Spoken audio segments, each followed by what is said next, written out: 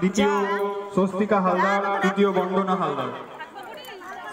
শ্রীতমা হালদার, স্বস্তিকা হালদার, তৃতীয় বন্দনা হালদার। পুরস্কার তুলে দেওয়ার জন্য অনুরোধ করবো আমরা। আজ আমাদের সত্যি খেলার সহযোগিতা করেছেন মাননীয় রবি দত্ত মহাশয়, তাকে অনুরোধ করছি পুরস্কার তুলে দেওয়ার জন্য।